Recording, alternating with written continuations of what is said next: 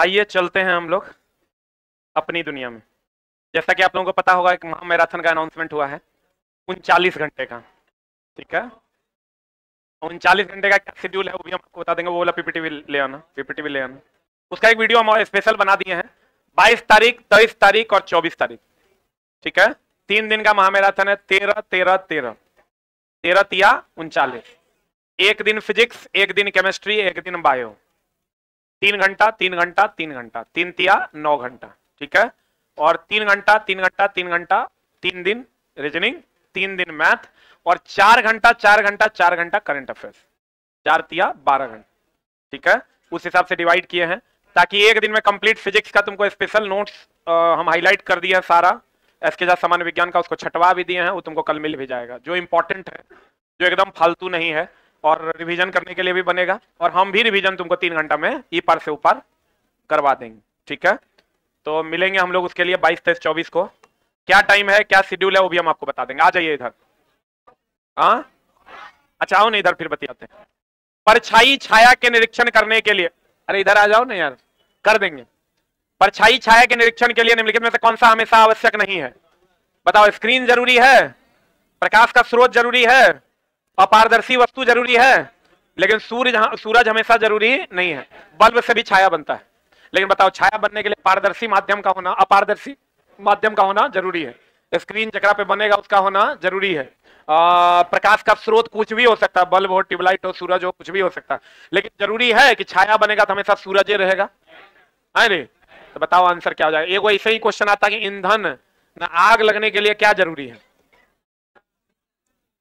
आग के लिए जरूरी है ईंधन, ऑक्सीजन और ऊष्मा।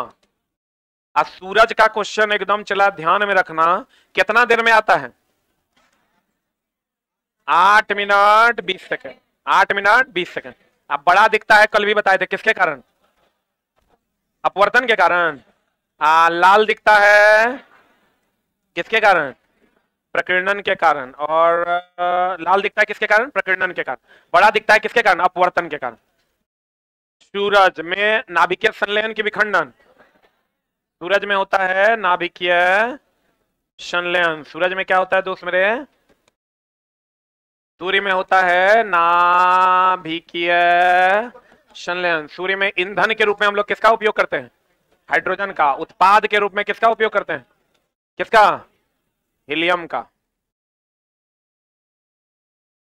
ईंधन के रूप में हाइड्रोजन का और उत्पाद के रूप में किसका? हीलियम का। ईंधन के रूप में किसका? हाइड्रोजन का। और उत्पाद के रूप में किसका? हीलियम का। नाभिकीय संलयन के विखंडन। और बताओ किस अवस्था से संबंध है सूर्य का? प्लाज्मा अवस्था से। सूर्य का संबंध किससे है? प्लाज्मा अवस्था। सूर्य की ऊष्मा पृथ्वी तक आती है विकिरण द्वारा, और यहां आकर वायुमंडल को गर्म करती है संवहन द्वारा। क्लियर है ना? सूर्य और तारों की ऊष्मा किस अवस्था के कारण? प्लाज्मा अवस्था के। सूर्य का त्रिज्या कितना? 6400 किलोमीटर। सूर्य का त्रिज्या कितना? कितना किलोमीटर? 6400 किलोमीटर। अरे पृथ्वी का त्रिज्या 6400 किलोमीटर। पृथ्वी का त्रिज्या 64। सूर्य का ताप होता है 6000 डिग्री से अप्रॉक्स, और किस अवस्था के कारण होता है? प्लाज्मा अवस्था के। सूर्य और तारों की ऊष्मा किस अवस्था के कारण? प्लाज्मा। इसमें ईंधन के रूप में कौन? हाइड्रोजन। संलयन के विखंडन, संलयन, नाभिकीय संलयन अभिक्रिया का उदाहरण। बड़ा दिखता है किसके कारण? अपवर्तन। लाल दिखता है प्रकीर्णन। लाल दिखता है प्रकीर्णन।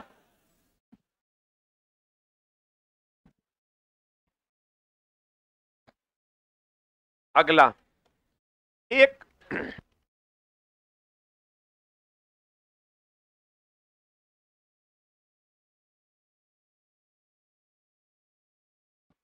एक सीधा और बड़ा प्रतिबिंब किसके द्वारा बनाया जाता है? देखो चला, एकदम एकदम सिंपल लाइन में अगर हम बात करें तो समतल दर्पण में, कौन दर्पण में? समतल दर्पण में केवल काल्पनिक, काल्पनिक सीधा, काल्पनिक सीधा बराबर और पार्श्व उल्टा। तो थोड़ा सा क्वेश्चन में ध्यान दोगे तो समझ में आ जाएगा। अवतल दर्पण, उत्तल लेंस में बार बार हम कहते हैं सभी प्रकार का प्रतिबिंब, अर्थात वास्तविक भी, काल्पनिक भी, सीधा भी, उल्टा भी, छोटा भी बड़ा भी और कैसा भी, बराबर भी। लेकिन अगर हम उत्तल दर्पण और अवतल लेंस की बात करें तो इसमें प्रतिबिंब कैसा बनेगा, बोलो रे, काल्पनिक, सीधा और कैसा, छोटा। काल्पनिक प्रतिबिंब हमेशा कैसा होगा, सीधा। देख लो, एक मिनट रुक जा। समतल दर्पण काल्पनिक, सीधा, बराबर और पार्श्व कैसा, उल्टा। एक मिनट रुक रुक रुक, तुमको अगर कहेगा बताओ केवल छोटा प्रतिबिंब कहां बनेगा, उत्तल दर्पण और अवतल लेंस। केवल बराबर कहां बनेगा, समतल दर्पण। केवल सीधा कहां बनेगा, समतल दर्पण, उत्तल और अवतल लेंस। कहेगा सीधा कहां बनेगा, सब में, बोलबे नहीं करेगा। केवल छोटा कहां बनेगा, उत्तल दर्पण अवतल लेंस। बराबर कहां बनेगा, बराबर कहां बनेगा, समतल दर्पण। सही है, बराबर कहां बनेगा, समतल दर्पण। लिख, केवल लगा देगा मतलब एक ही कंडीशन होगा।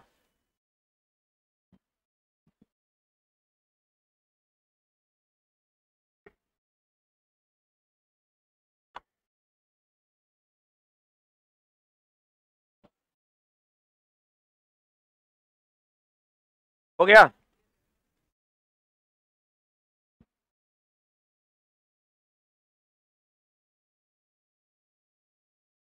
हुआ। अवतल दर्पण और उत्तल लेंस में सभी प्रकार का प्रतिबिंब बनेगा। समतल दर्पण में काल्पनिक, सीधा, बराबर और पार्श्व उल्टा। उत्तल दर्पण की अगर हम बात करें या अवतल लेंस की, तो काल्पनिक, सीधा और कैसा, छोटा। अगला अगला अगला, स्नेल का नियम पढ़े हो, यह क्वेश्चन यहां से रहेगा। स्नेल का नियम कहता है दोस्त मेरे, साइन आई बटा साइन आर बराबर म्यू आर बटा म्यू आई, पढ़े हो। अब भैया आई आपतित किरण वाले माध्यम का आपतन कोण, आर अपवर्तन कोण, आर अपवर्तित, म्यू आर क्या है, अपवर्तित किरण की आपतित किरण, अपवर्तित किरण वाले माध्यम का अपवर्तन। आई क्या है, आपतित किरण वाले माध्यम का अपवर्तन। आई देख लो, इधर से इधर जा रहा है, यह कितना डिग्री, 30। आई कितना है, 45, ये भी 45। आई कितना, 60। एक बात बताओ, आपतित किरण आपतन कोण कितना, 30 की 60। जब भी आपतन कोण बनेगा कहां से बनेगा, अभिलंब से ना। अभिलंब से कितना बनेगा, 60। तो बताओ क्या कह रहा है क्वेश्चन, ए के सापेक्ष बी का अपवर्तन, ए के सापेक्ष, ए बोले तो आई की आर आपतित हो रहा है ना, और बी बोले तो क्या, आर। तो ए के सापेक्ष, ए के सापेक्ष बी का अपवर्तनांक क्या हो जाएगा बता, म्यू बी, या ये क्या हो जाएगा, म्यू ए। जिसके सापेक्ष कहेगा उसको नीचे लाएंगे रे, तो ए नीचे की बी नीचे, हाँ, ए नीचे और बी ऊपर।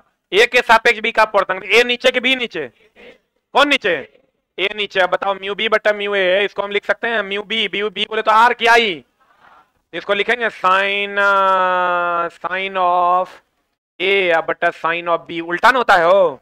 तो साइन ऑफ ए का मान कितना, आई की आर, अरे 60 की 45, ये हो जाएगा साइन ऑफ 60 बटा साइन ऑफ 45।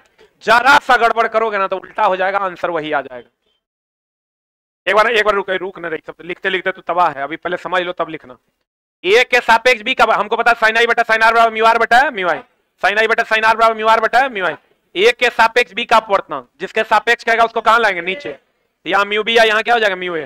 यहाँ म्यू बी हो जाएगा तो यहाँ साइन ए हो जाएगा, क्योंकि यहाँ साइन आई है तो यहाँ म्यू आर है, अर्थात यहाँ म्यू आर है तो यहाँ साइन आई है, तो यहाँ म्यू बी होगा तो यहाँ साइन ए, म्यू ए होगा तो साइन बी। अब यहाँ से ए का मान कितना, 60, अब बी का मान कितना, 45। अब मेरा calculate and get the result, कितना आ रहा है, ये आंसर। खाली हिसाब से मारना ना तो गड़बड़ा जाएगा।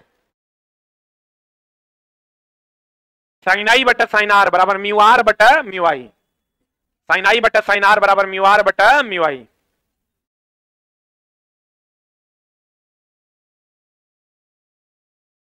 पढ़े, अरे बढ़े हो। देखो चला, आप परावर्तन का नियम है, आपतित किरण, परावर्तित किरण और अभिलंब तीनों एक तल में हो, और आपतन कोण परावर्तन कोण के बराबर हो। और बताओ परावर्तन का नियम हर सतह पर लागू होता है कि किसी खास सतह पर, हर सतह और हर दर्पण पर लागू होता है। एनसीईआरटी में सवाल है, हर सतह और हर दर्पण पर क्या नियम लागू होता है, परावर्तन। परावर्तन का नियम हर सतह और हर दर्पण पर लागू होता है। अब बच गया अपवर्तन का नियम। अपवर्तन का नियम कहता है आपतित किरण, अपवर्तित किरण और विलंब तीनों एक तल में होगा कि अलग अलग तल में? एक तल में होगा। साइन आई बटा साइन आर बराबर म्यू आर बटा म्यू आर। अब देखो निम्नलिखित में से किस स्थिति में कोई अवतल दर्पण बिंब से बड़ा वास्तविक प्रतिबिंब बनाएगा? एगो चीज हमेशा ध्यान रखिएगा, अनंत सी से इधर रहेगा ना वस्तु, सी से इधर अगर वस्तु रहेगा तो कैसा प्रतिबिंब बनेगा? छोटा। और सी और पी के बीच में रहेगा, एफ के बीच में रहेगा बड़ा। ई वास्तविक छोटा, वास्तविक छोटा, ई वास्तविक बड़ा ना। और अगर यहां पर रहेगा वस्तु तो क्या बनाएगा? काल्पनिक बड़ा। ये पता है ना?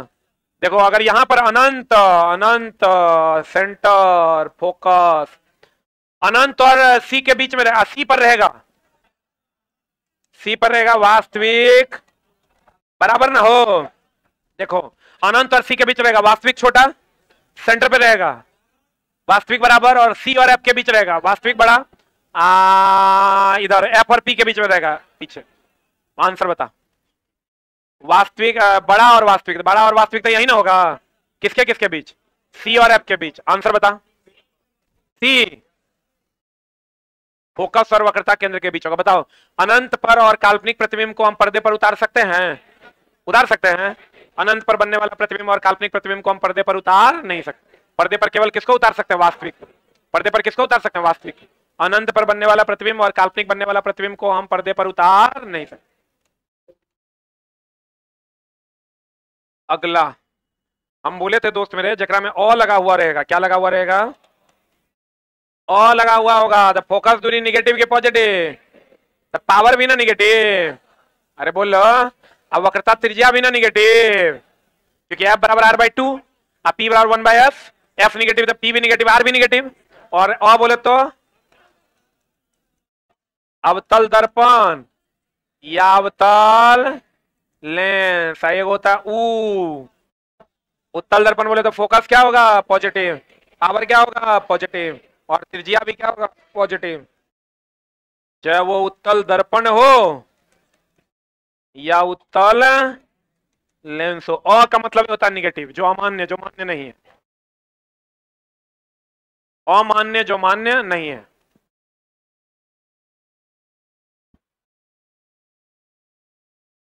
अमान्य जो मान्य है कि नहीं है। हो गया। अब बताओ कौन सा कथन सही है? अगर इतना फोकस दिया हुआ है, सब जगह दिया हुआ है, और उत्तल अवतल लेंस दिया हुआ है, तो पी बराबर कह रहा है क्षमता, तो पी बराबर हो जाएगा 1 बाय एफ। सेंटीमीटर मीटर में दिया हुआ है ना, तो 1 बाय 0.25 करोगे तो 100 हो जाएगा। 4 डायोप्टर हो जाएगा। तो 4 डायोप्टर में जकरा में ओ लगल होगा ओकर निगेटिव होगा, जकर ऊ लगल होगा ओकर क्या होगा? पॉजिटिव। तो देख लो 4 डायोप्टर का ऊ लगा हुआ है, तो ऊ लगा हुआ है तो पॉजिटिव होगा। यही तो आंसर हो जाएगा, नहीं है क्या? एक में देखो -4 डायोप्टर होगा क्या? अगर फोकस पॉजिटिव है तो पावर भी क्या होगा? पॉजिटिव। फोकस नेगेटिव है तो पावर भी क्या होगा? नेगेटिव। ये अगर पॉजिटिव है तो ये भी पॉजिटिव होगा। यहाँ नेगेटिव दे दिया है, और यहाँ अगर दोनों जगह, तीनों जगह ये तो होगा नहीं, और यहाँ दे दिया अ होगा कि ऊ होगा?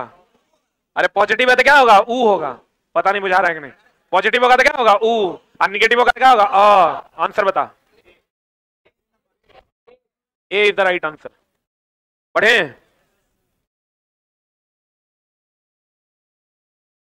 पढ़े हो? एक वीडियो चला हम कल डाल रहे हैं, एक बार समय मिलेगा तो जरूर देखना। 7-8 मिनट का वीडियो है। थोड़ा थोड़ा छोटा छोटा बात पे ध्यान देना है। जो हमारा एक्सपीरियंस अभी तक का रहा है उसको हम उसमें कोशिश किए हैं देने का। आप उसको 7-8 मिनट का वीडियो है, एग्जाम में जाने से पहले एक बार जरूर चेक कर लीजिएगा, ठीक है? उसमें A to Z बात पर हम चर्चा कर दी है, जो जो चीज की सावधानी बरतनी है और जिस जिस चीज की सावधानी। सब अब ये नहीं कहना कि सर सेंटर पे लेट जाएंगे होकर बताइए कि होगा। सेंटर पे 1 घंटा पहले 2 घंटा पहले पहुंचना है। और जहां भी चला जाओगे ना, वहां कोशिश करना रूम लेके स्टे करने का। ऑनलाइन रूम मिलता है, ऑनलाइन रूम लेके स्टे कर जाना। जहां भी तुम्हारा सेंटर है, नियर सेंटर जो है देख लेना डिस्टेंस। अभी तो दिमाग लोग का इतना तेज है कि सब कुछ बहुत आसानी से तुम सेंटर देख लेना कहाँ है, सेंटर से उस होटल की दूरी देख लो कहाँ है। अब तुमको होटल, बाप रे बाप, अरे होटल 1000 टका मिलता है, 1000 टका लगा देना है। अब सब हमरो बात पर एगो बात बोलने की हिम्मत है तोरा में, तो देखो कितना काबिल है तुम। एकदम साफे गड़बड़ लड़का है। 1000 जहां पर होटल दोस्त मेरे पटना स्टेशन पे 5000 में मिलता है, वहीं 500 में मिलता है। जिसकी जितनी हैसियत होगी उसके हिसाब से अपना रूम ले लेगा वो। आज जाके स्टेशन पे टपला मारना, माथा दर्द इतना होगा कि ये बी के बगल में बैठ जाएगा, जिंदगी भर फिर बैठते रह जाना। जब किसी को भी पैसा नहीं बचाना है, जाने में भी और वहां रुकने में भी, एक दिन पहले जाके स्टे कर लो बिना किसी लाग लपेट के। 1000 टका खर्चा होगा, रोटी खाना खाओगे, 200 टका ओकरा में खर्चा होगा, 1200 खर्चा होगा। उस दिन नहीं पहुंचना है, एक दिन पहले जाना है। होटल यहीं से ऑनलाइन बुक कर लेना है, ऐप है 100, ओयो पे जाके बुक कर लो, मेक माई ट्रिप पे जाके बुक कर। हमेशा एक के बात पे मजाक, तब सही में कहता है कि तू कभी सीरियस नहीं हो सकता है। मतलब दोस्त आप कहीं से भी कीजिए, रूम्स बुक कर लीजिए, 2 लोग हैं तो 2 लोग के साथ कर लीजिए, लेकिन कर लीजिए, ठीक ना। और कोशिश कीजिए उसी हिसाब से मामला करने का, तो आपके लिए भी सही रहेगा। और नहीं तो बहुत सारा बच्चा क्या करेगा, वहां जाके होटल खोजेंगे, कभी नहीं मिलेगा होटल, रात भर टपला गिनेगा, अब भोर में जाके मैथ बनाना थोड़ा सा बन जाएगा। 5 नंबर 5-7 नंबर तो ऐसे ही कम हो जाना है। भोरे बढ़िया से रूम ले लेना, फ्रेश होना है, बाथरूम वगैरह जाके नाश्ता वास्ता कर लेना है, 2-4 को रोटी कहीं पर भी खा लेना है। उससे भी नहीं होता रात में चूड़ा खरीद लेना है, दही खरीद लेना है, 10 टका के चूड़ा खरीदेगा, 20 टका के दही खरीदेगा, 5 टका के चीनी खरीद लेना, एगो पत्तल ले लेना, गिलास लेना, ले जाके रख लेना, भोरे भोर उठना, प्रॉपर वे में नाश्ता करना, नाश्ता कर। नहीं तो लास्ट में चला तो ये होगा ना कि भूखे इतना लग जाएगा ना, भूख लगेगा तो रीजनिंग बनेगा, मैथ बनेगा, कभी नहीं बनेगा। लेकिन ये सब बात तोरा सब बातें लगता है अल्टर, सब बात में तोरा पास एगो बात है रे। हम जितना कह रहे हैं चला, जो तेज बच्चा होगा अपने हिसाब से शाम में तुम एंटर करेगा प्रॉपर वे में जाना है। एगो दुकान तो होगा ना वहां, दही तो हर जगह मिलता है पूरे भारत में, चूड़ा भी हर जगह मिलता है। दही यहां से लेके नहीं जाना, दिक्कत हो जाएगा रास्ते में, लेके चलिए जाना, कौन जुलम हो जाएगा। 20 टका के एगो दही का डब्बा डाल देना शाम में, 1 दिन का सफर होगा, 2 दिन का सफर होगा, वहां ले लेना, एगो पत्तल ले लेना, चीनी ले लेना, बढ़िया से ओकरा छान के खा लेना है, एग्जाम बढ़िया से दे देना है, आज चुपचाप चलना, ठीक ना। ये उधर से आने में थोड़ा जे मन करेगा भूखले आओ, मिट्टी खा के आओ, लेकिन इधर से जाने में कोई झोल नहीं करे, ठीक ना। और होटल तुमको मजाक लगेगा, बट जो तुम्हारा सेंटर है, सेंटर से उस होटल का डिस्टेंस देख लेना। अगर नजदीक में नहीं मिलेगा, थोड़ा दूर में मिलेगा, तब भी ले लेना। 1 घंटा होटल से लगे कोई दिक्कत नहीं, लेकिन होटल में ही रुकना। अगर नियर में नहीं मिला तो 1 घंटा का डिस्टेंस पे भी होगा, तब भी ले लेना, ठीक है। और कोशिश करना, सब देख लेना कि 1 घंटा का डिस्टेंस है, 3 घंटा पहले चलना है, सुबह 6 बजे चल जाना है, बढ़िया से उठ के नहा धुआ के अपना चल देना। और 1 रात कोशिश करो पहले जाने का, उस दिन नहीं पहुंचना। थर्डो सिटिंग में तय हो, बाकी तुम अपने हिसाब से, अच्छा बच्चा है एनालाइज कर लेगा। अब देखो, किसी पदार्थ का अपवर्तनांक, सब लोग ट्रिप पर जब जाते हैं ना, सबसे बड़ा मिस्टेक करते हैं वहां जाके होटल खोजना। वहां जाके होटल नहीं खोजना, कभी नहीं मिलेगा एग्जाम के टाइम पे। अपवर्तनांक, अपवर्तनांक का फॉर्मूला होता है, निर्वात में प्रकाश की चाल या तरंग दैर्ध्य बटा माध्यम में प्रकाश की चाल या तरंग दैर्ध्य। निर्वात में प्रकाश की चाल या तरंग दैर्ध्य बटा माध्यम में प्रकाश की चाल या तरंग दैर्ध्य। अपवर्तनांक को म्यू से डिनोट करते हैं। और अपवर्तनांक के बारे में कहा जाता है कि यह मात्रकहीन एंड विमाहीन राशि। और अपवर्तनांक सबसे अधिक किसका होता है? अपवर्तनांक अगर निर्वात का कहेगा तो कितना 1, हवा का लोगे 1.3 गो 0.8, पानी का लोगे 1.33, कांच का लोगे 1.5, और क्या बचा हीरा को लोगे 2.42। अभी नहीं करना 4-5, 4-2 या 4-5 दिया हुआ रहता है। निर्वात में प्रकाश की चाल बटा माध्यम में प्रकाश की चाल। आपको अपवर्तनांक दे देगा, माध्यम में प्रकाश की चाल मांग लेगा, तो ऊपर में निर्वात में प्रकाश की चाल 3 × 10⁸ ले लेना।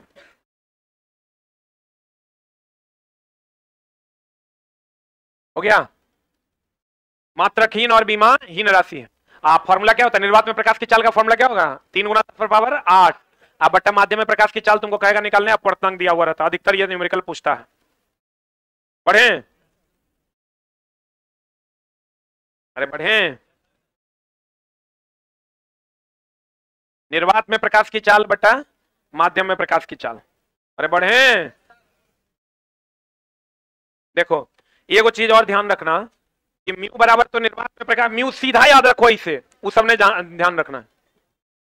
तो राई फॉर्मूला कभी नहीं पूछेगा, इसलिए इसे याद रखो। जो निर्वात में प्रकाश की चाल बटा माध्यम नहीं पूछेगा, सीधा याद रखो म्यू बराबर 3 × 10⁸ 8 बटा एक्स। एक्स माध्यम में प्रकाश की चाल, एक्स क्या है? यहां पर म्यू का मान तुमको दे देगा, एक्स का मान कहेगा निकालने, या एक्स का मान दे देगा, किसका कहेगा? म्यू का निकालने। बोलबे नहीं करेगा। और आपेक्षिक या अपवर्तनांक मात्रकहीन और विमाहीन, और इसी में अगर आपेक्षिक घनत्व कह देगा, हम पीछे भी बताएं, आपेक्षिक घनत्व बोले तो पदार्थ बटा पानी के पानी बटा पदार्थ, पदार्थ बटा पानी। अब म्यू बराबर 3 गुना 10 पावर 8 बटा एक्स, 3 गुना 10 पावर 8 बटा एक्स, 3 गुना 10 पावर 8 बटा एक्स। अगला एक और आंसर बता।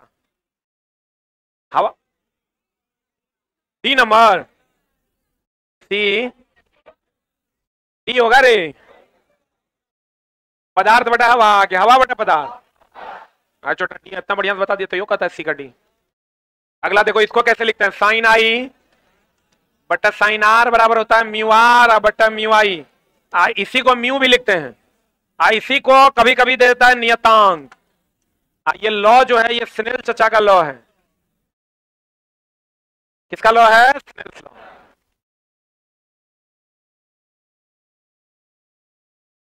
अपवर्तनांक मार दें,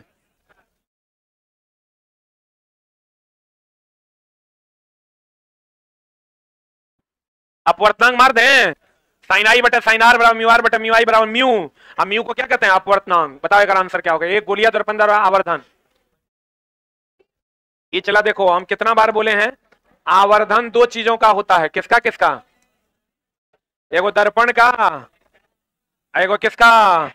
लेंस का। दर्पण का आवर्धन बराबर minus v by u, height of the image बटा हाइट ऑफ द ऑब्जेक्ट। और लेंस का आवर्धन बराबर v by u, height of the image बटा हाइट ऑफ द ऑब्जेक्ट। बोलो हाँ, बोलो हाँ। और दोस्त मेरे ये हमेशा ध्यान रखना, प्लस किसके लिए?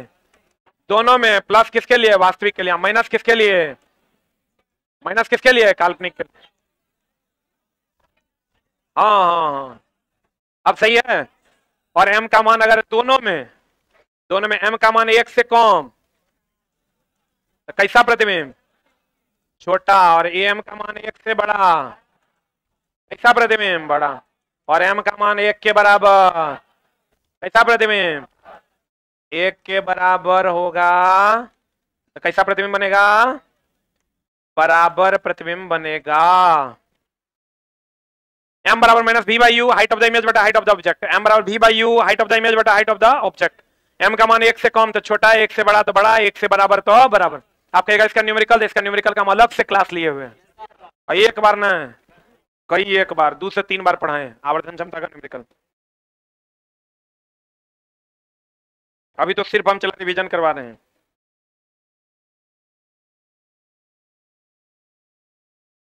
हो गया? m बराबर क्या हो जाएगा? Minus v by you. किसके लिए? v बाई यू किसके लिए? दर्पण के लिए। और लेंस के लिए क्या? v by you. लेंस के लिए क्या? v by you. 1 से बड़ा होगा तो बड़ा, 1 से छोटा होगा तो छोटा। आंसर मिल गया पिछला का?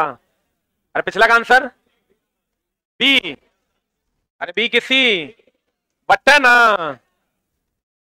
बाबू मेरे। सूर्य के लिए अभी तुरंत बताए थे, बता आंसर। परमाणु संलयन कहां होता है? सूर्य में। देखो आज हम लोग रेडियो एक्टिविटी चैप्टर को देखेंगे, ध्यान से समझना। नाभिकीय अभिक्रिया, पहले तो नाभिकीय अभिक्रिया में होता क्या है? परमाणु ऊर्जा को किस ऊर्जा में बदलता है? ऊष्मा ऊर्जा में। परमाणु ऊर्जा को किस ऊर्जा में बदलता है? ऊष्मा ऊर्जा में। परमाणु ऊर्जा को ऊष्मा ऊर्जा। नाभिकीय अभिक्रिया दो प्रकार का, कौन कौन? संलयन और विखंडन। पता है ना हो? संलयन अभिक्रिया में जुटता है कि टूटता है? दो छोटा छोटा जुटेगा, एगो क्या बना देगा? बड़ा। अभिखंडन में एगो बड़ा जो है टूटेगा और दो छोटा बना देगा। संलयन दो प्रकार का, कौन कौन? संलयन का एग्जांपल बताओ। हाइड्रोजन बम, दूसरा सूर्य। जितना बम है सब नियंत्रित क्यों? नियंत्रित। और अभिखंडन में कभी दो एग्जांपल, कौन कौन? एगो नाभिकीय रिएक्टर, एगो परमाणु बम। पहला परमाणु बम कहां गिराया गया था? हिरोशिमा, 6 अगस्त 1945 और 9 अगस्त 1945। हो गया?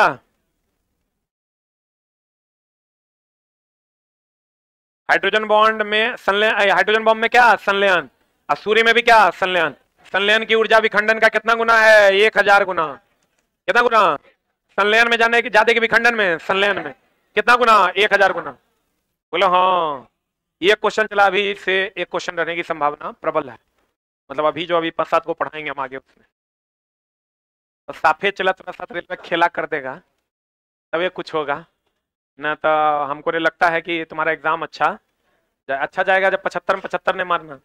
अच्छा जाएगा मतलब जे तोरा से बनेगा उतना तोरा से हो जाएगा जितना तो रिजल्ट हो जाएगा। कोई भी लड़का जो सोच रहा है कि हम मैक्सिमम बना के रिजल्ट ले लेंगे वो नहीं होना। तुम 65 के बाद सोच समझ के ही जाना। 65 तक तुम जैसे जाना है जाओ, लेकिन 65 के बाद हर कदम सोच समझ के बनाना। टॉपर बनने की जरूरत नहीं है। हो गया। सूर्य की ऊर्जा का स्रोत अभी तुरंत बताएं, बताओ। लिख ले है नाभिकीय है संलयन। आंसर बता। एक भी किसी एक परमाणु रिएक्टर में देखो यहां से भी क्वेश्चन पूछेगा, बढ़िया से समझने की चेष्टा करना। देखो एकदम सिंपल है। परमाणु रिएक्टर का जो क्वेश्चन है वो एकदम सिंपल है। पहला परमाणु रिएक्टर कौन बनवाया था? एनरिक फर्मी ने। किसे बनाया था? अब देखो रिएक्टर की अगर हम बात करें, इसमें एक होता है मंदक। क्या होता है? जो न्यूट्रॉन को क्या करता है? धीमा। एक एग्जांपल कौन कौन है? D2O, ग्रेफाइट, जल भी कभी कभी जल भी देता है। सबसे बढ़िया मंदक कौन है? D2O। ग्रेफाइट कहां पाया जाता है? पेंसिल में। और उसके बाद आ जाओ मंदक के बाद नियंत्रक। नियंत्रक न्यूट्रॉन को क्या करता है? नियंत्रक न्यूट्रॉन को क्या करता है? अवशोषित करता है। और इसका एग्जाम्पल कौन कौन है? बोरॉन, कैडमियम की छड़। वो है सीतक। सीतक क्या करता है?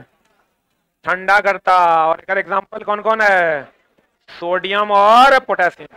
और एक क्या बचा ना? ईंधन। ईंधन के रूप में किसका उपयोग करते हैं?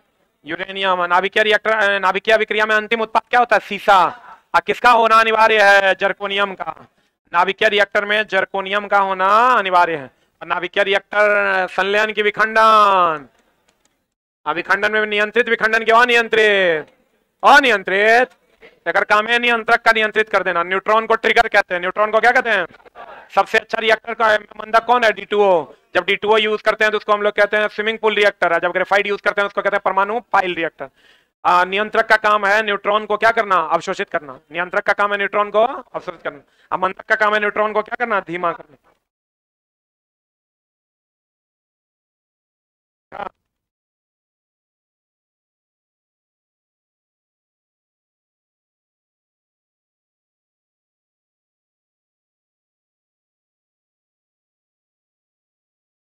अरे लिखे पढ़े, आंसर बता दो।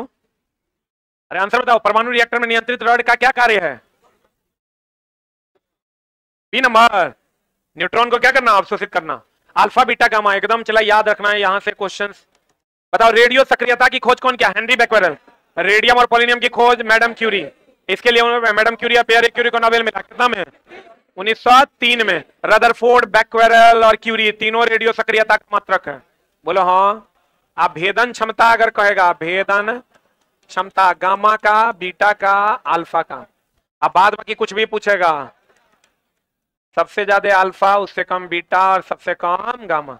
अल्फा का द्रव्यमान हाइड्रोजन के द्रव्यमान का 4 गुना या हीलियम के द्रव्यमान के बराबर। बीटा का द्रव्यमान हाइड्रोजन के द्रव्यमान का 1837वां भाग। बोलो ना हाँ। अल्फा पर होता है, अल्फा पर होता है कौन चार्ज? अरे अल्फा पर होता है कौन चार्ज? पॉजिटिव चार्ज है। मुड़ता किधर है? नेगेटिव। अब बीटा पर होता है नेगेटिव, मुड़ता किधर है? पॉजिटिव। गामा पर कोई चार्ज नहीं होता। अल्फा पर प्लस चार्ज होता है इसलिए उसको एनोड किरण कहते हैं। बीटा पर माइनस चार्ज होता है इसलिए उसे कैथोड किरण कहते हैं। एक अल्फा और 2 बीटा निकलने से समस्थानिक का निर्माण होता है। किसका निर्माण होता है? समस्थानिक का निर्माण होता है। और बीटा निकलने से समभारिक का निर्माण होता है। पढ़े होगे नहीं? समभारिक का निर्माण होता है। एक अल्फा 2 बीटा समस्थानिक। अब बीटा निकाल देंगे समभारिक। एक अल्फा 2 बीटा समस्थानिक और बीटा निकाल देंगे समभारिक। एक अल्फा 2 बीटा क्या होगा? समस्थानिक।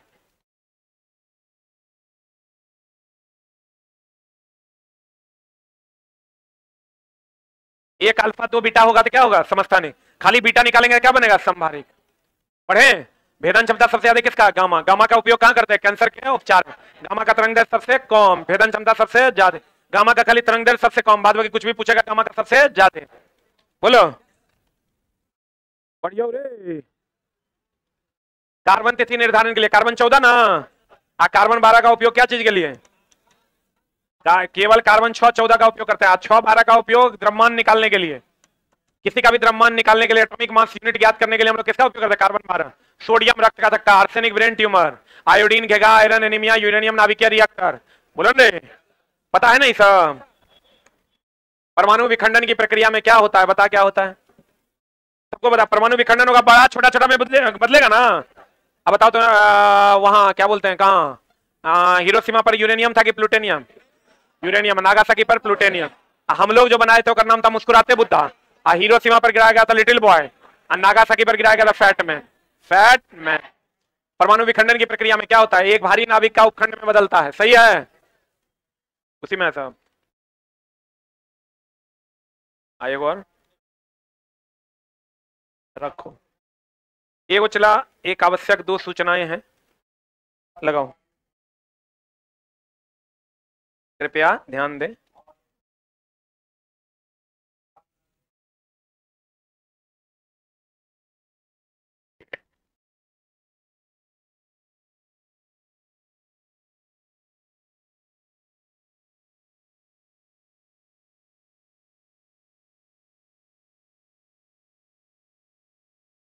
एक तो दोस्त मेरे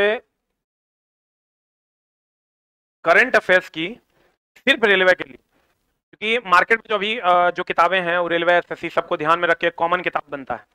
हम इस बार एक रेलवे के लिए करंट अफेयर्स का एक बुक लेकर आए हैं जो सिर्फ रेलवे एग्जाम के लिए होगा। इसके मेन फ्रंट पे लिखा हुआ है, लेट हुआ इसके लिए हम सॉरी हैं, क्योंकि बुक में थोड़ा सा काम ज्यादा था, इसलिए अरेंज करने में थोड़ा सा गड़बड़ी हो रहा था, बहुत ज्यादा फॉन्ट भागता था या एरर भी ज्यादा था, तो देख के कोई फायदा नहीं, अपना इमेज भी बर्बाद करना है, इसलिए हम लेट आए। या तो आप इस एग्जाम में यूज कर लीजिए, अगला एग्जाम में यूज कीजिए, या अगला में कीजिए। ये अपडेट होके फिर जब आएगा तब आएगा। अभी ये हमको लगता है जितना एग्जाम अभी है सब में यही काम करेगा, किसी भी अपडेट की जरूरत नहीं है। अभी जैसे करंट अफेयर्स के बुक में क्या होता है, हर महीने नया करंट अफेयर्स का बुक 3 पन्ना बदल देता है, अब बाकी सब वही रहता है, बच्चा को फिर से खरीदना पड़ता है।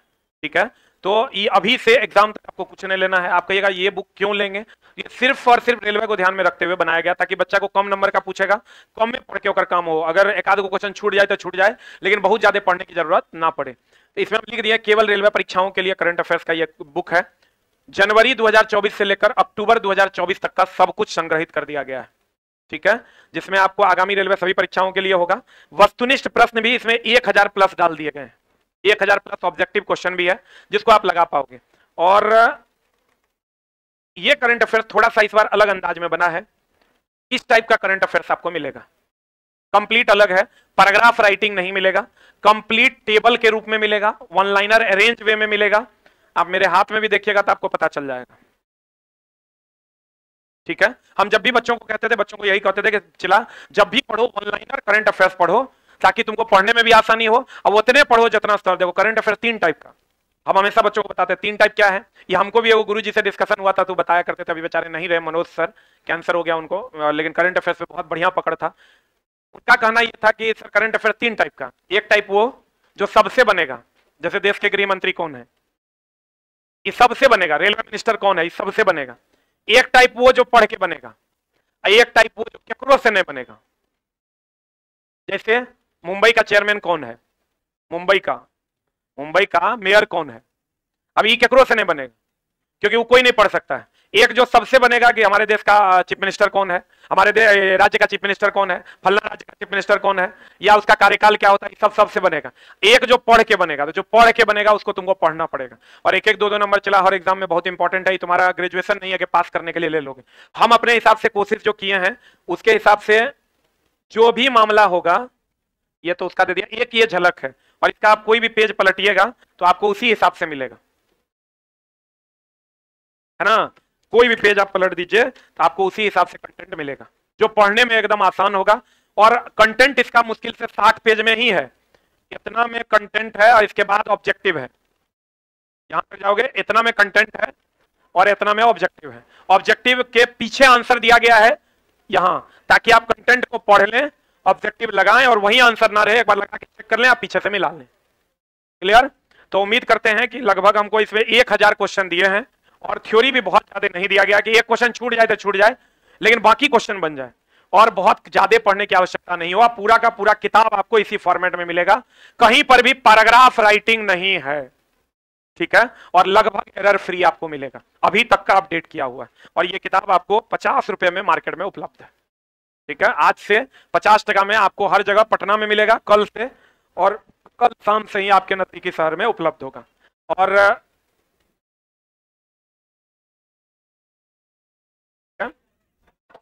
ये बुक अभी मार्केट में 50% में आपको उपलब्ध मिलेगा आज से पटना में, कल से पटना में, और सुबह से कल शाम से आपको आपके नजदीकी जगहों पर। और दोस्त मेरे उम्मीद, बोलो। जैसे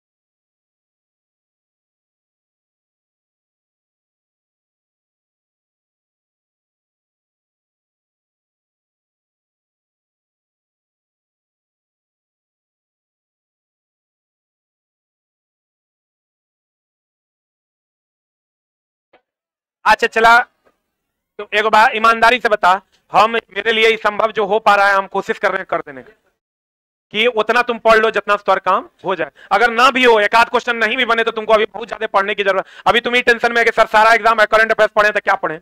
ये करंट अफेयर्स लगभग 6 महीना से सर लोग काम करते, चंद्रा सर थे, लखन सर थे, कुणाल सर थे, सब लोग मिलकर इसको अरेंज किया, सबको 3 पार्ट अलग अलग दे दिए, और तीनों पार्ट को हम बोले कुछ ऐसा कीजिए कि बच्चा को पढ़ने में दिक्कत ना हो, एक बार में पढ़ने। और ये पूरा का पूरा किताब, ये तरह बता देते हैं, ये पूरा का पूरा किताब करंट अफेयर्स का चंद्रा सर लेके आ रहे हैं, इसका कंप्लीट एक्सप्लेनेशन 3 पार्ट में, 60 पन्ना चंद्रा सर पढ़ाएंगे। ठीक है, 60 से 65 67 जे पन्ना है। 22 तारीख को ये 4 महीना चलेगा, 23 को ये 4 महीना, 24 को ये 4 महीना। इसकी टाइमिंग होगी 22 को 4 बजे, 23 को 4 बजे, 24 को 4 बजे।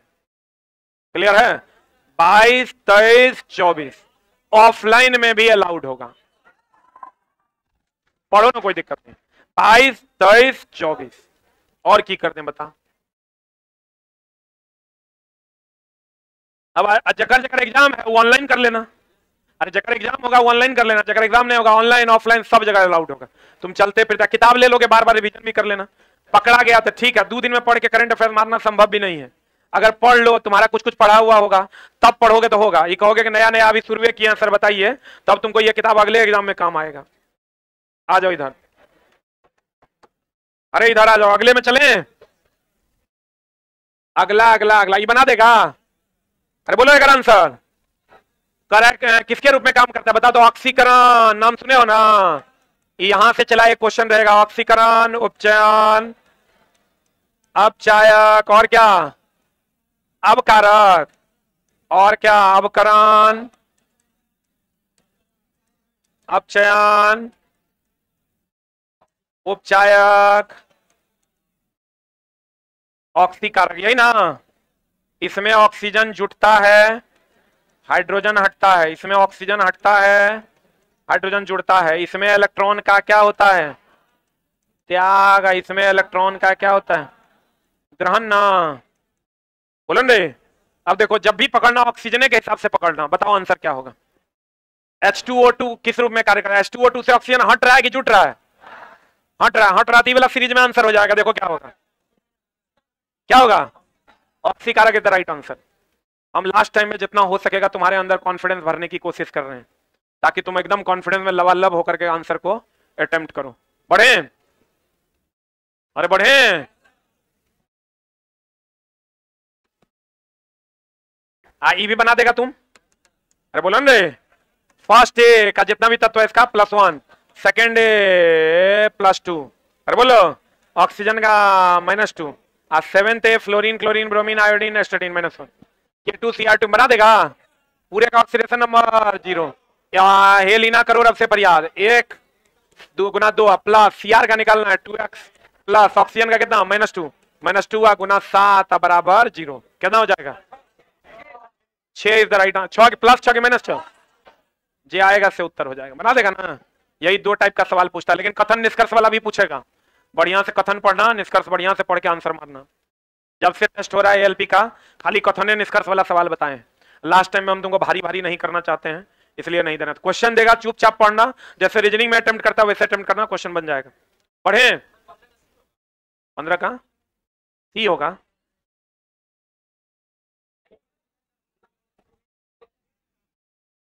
क्या होगा बताओ? क्लोरीन को हाइड्रोजन दे रहा है। क्वेश्चन कर रहा है H2O2 का क्या हुआ? H2O2 के बारे में, क्लोरीन के बारे में सोचना कहाँ है? हम H2O2 के बारे में सोचेंगे, हम क्लोरीन के बारे में क्यों सोचेंगे? क्वेश्चन क्लियर कर रहा है H2O2 का क्या हुआ। हाँ तो क्या हो गया? किसके रूप में काम कर रहा है? ऑक्सीजन को हटा रहा है, ऑक्सीकारक के रूप में कार्य कर रहा है। बोलो ना, तू तो हम रोज ज्यादा विद्वान है, आओ ना। अरे बाप रे बोल चुट्टा, कोई बात नहीं, बोल, हम फिर लो बताते हैं। फिर ये H2O2 के बारे में पूछ रहा था, एक से ऑक्सीजन लॉस ना हो रहा है रे। ऑक्सीजन का हटना क्या होगा? जबरदस्ती झूठे के फंसा रहा है, टाइम बर्बाद कर रहा है मेरा। इसके बारे में कह रहा है तो हम क्लोरीन के बारे में क्यों सोचेंगे? हमारा जिसके बारे में कह रहा है उसके बारे में सोच के आंसर मार देंगे। क्लोरीन के बारे में सोचा, क्लोरीन का क्या लॉजिक है? जैसे बताओ तुम, स्टैंड अप बताओ क्या लॉजिक है। अपचायक, रुक यार, हम बोले हैं ऑक्सीकरण, उपचयन, अपचायक,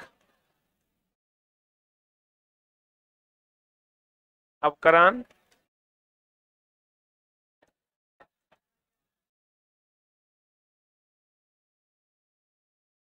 इसमें हम बोले ऑक्सीजन जुटेगा, इसमें हम बोले ऑक्सीजन हटेगा, हाइड्रोजन जुटेगा। बताओ, आओ इधर आओ, आओ नहीं इधर आओ। अरे हम सब समझते हैं, आओ ना तुम। क्वेश्चन छोड़ दो, क्वेश्चन है बोर्ड पर, इधर आओ। अरे आओ ना रे, अपनी जनता भी तो सुने कि तू कहना चाह रहा है। आओ, एकदम तो हमारा कहीं नहीं नजर आ रहा है कुछ। आओ, हो सकता है कभी कभार चला, हम लोग का उम्र हो गया नहीं देख पाते हैं। आओ ना ऊपर, बताओ। नहीं ना, वो सब बात में करना, इधर चल। अब आप बता।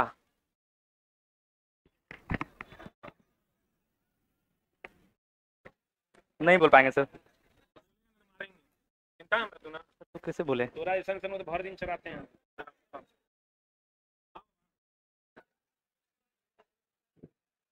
Sorry sir.